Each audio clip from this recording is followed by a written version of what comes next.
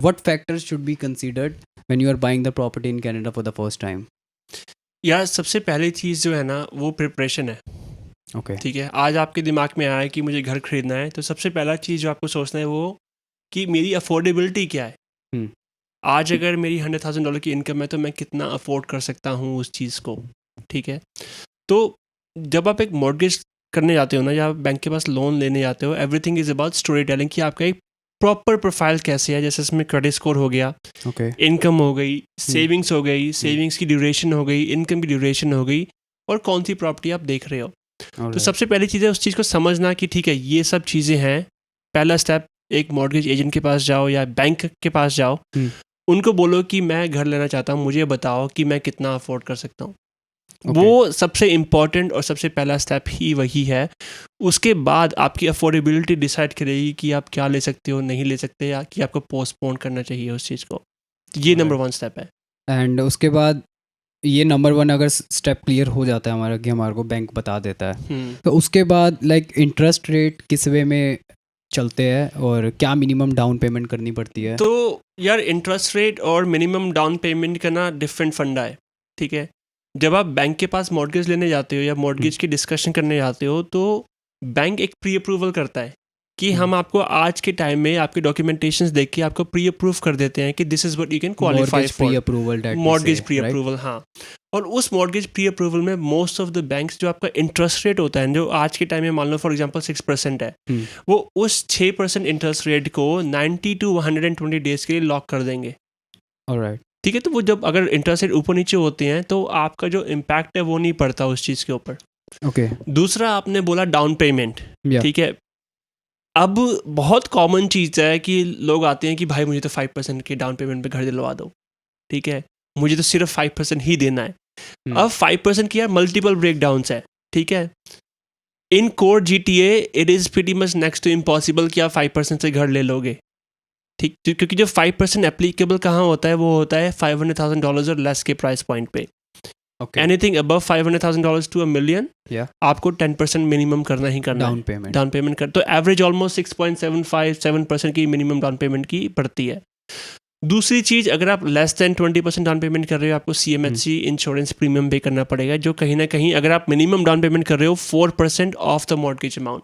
तो अगर आपका मॉर्गेज अमाउंट 5 लाख है, तो आपको $20,000 CMHC इंश्योरेंस प्रीमियम करना है, पे करना है, जो आपकी अपफ्रंट नहीं जाएगा, मॉर्गेज में ही इनबिल्ट होगा।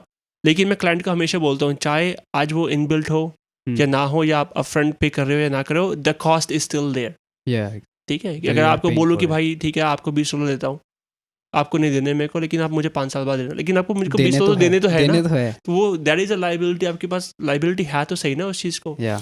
तो 5% कॉन्सेप्ट बहुत मुश्किल है, क्योंकि आज के इनकम में अगर आपके $1,00,000 की इनकम है ना, और अगर आप मिनिमम डाउन पेमेंट पे घर लेना चाहते हो, तो आप अफोर्ड ले ही नहीं पाओगे, नहीं ले पाएंगे। GT में आप ले ही नहीं पाओगे।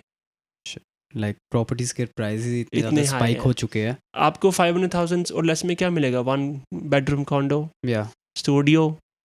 ठीक है, स्पेशली मैं यार एक्चुअली क्या हो रहा है, हम ना अपनी कम्युनिटी के बारे में बात कर रहे हैं, जहाँ पे हम इंडिया में इतने बड़े फ्लैट से, इतनी बड़ी कोठियों से, घरों से उठ के आ रहे हैं। तो हमारे इंडियंस के लिए by default doesn't make sense एक 1 बेडरूम कॉन्डो लेने का। यार हम ट्राई करते हैं, डाइजेस्ट नहीं कर पाते। हम ट्राई करते हैं यार हमें कॉन्डो चाहिए नहीं, हम ट्राई करते हैं हमें डिटैच मिले, सेमी मिले, टाउन हाउस मिले। ठीक है, तो मैं हमेशा हर किसी को ये बोलता हूँ यार रश मत करो। आज नहीं लोगे, 6 महीने बाद लोगे, 50,000 महंगा हो जाएगा, not a big deal.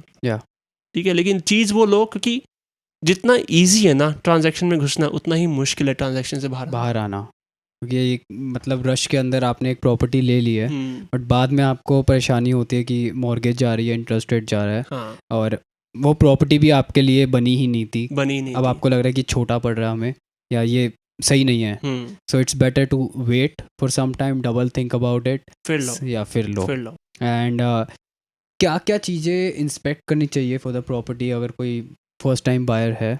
Of course कोई रियल एस्टेट एजेंट को हायर कर रहा है या कोई रियल्टर को हायर कर रहा है, साइड बाय साइड वो तो आपको गाइड करेंगे, just like you consulting your clients, कि किस वे में आप गाइड करते हो अपने क्लाइंट्स को। बट अगर कोई जनरल हमारा व्यूअर है और वो देख रहा है कि यार घर बाय करना है, तो क्या चीज़ें वो उसको घर में देखनी चाहिए? यार एक तो सबसे बड़ी चीज़ है कि अगर कोई एक्सपीरियंस रियल एस्टेट एजेंट होगा ना, वो आपको बहुत स्टेप बाय स्टेप गाइड करेगा कि किस चीज़ों को आपको चेक करना है। ओके, ठीक है। उसी प्रोसीजर में जब आप थोड़ा एडवांस कर जाते हो ना, जब आप आपको घर पसंद आता है तो आप एक होम इंस्पेक्टर को भी बुलाते हो जो legally is responsible to do an inspection. आपको एक लीगली रिपोर्ट देगा कि इस घर में क्या क्या कमियां हैं, ठीक है। अब नेकेड आइज के लिए ये बताना बहुत मुश्किल है कि इस दीवार के पीछे लीकिंग है या इस रूफ में लीकिंग है, ठीक है। एज एन एजेंट मैं आपको कुछ फाउंडेशन क्रैक्स या कुछ छोटे मोटे क्रैक्स या विंडो लीकेजेस या विंडो क्रैक्स से मैं बता सकता हूँ, या मैं अपने एक्सपीरियंस से आपको ये बता सकता हूँ कि यार मानस यहाँ पे थोड़ा कुछ स्पॉट है, यहाँ पे कुछ ना कुछ लीकेज हुई होगी, ठीक है। तो लेकिन एज अ क्लाइंट अगर आपको अपने आप को प्रोटेक्ट करना है तो बेस्ट चीज़ है हमें होम इंस्पेक्टर को इन्वॉल्व करना ही पड़ेगा। और वो आप एक बार करवाओ, 2 घरों पे करवाओ, 3 घरों पे कराओ, you should still get it done. अगर आपको घर मिले या ना मिले वो दूसरी सिचुएशन है, क्योंकि कभी वो it's not a big cost. सिर्फ $500 के पीछे हम इतनी बड़ी ट्रांजैक्शन को स्टेक पे नहीं रख सकते, राइट।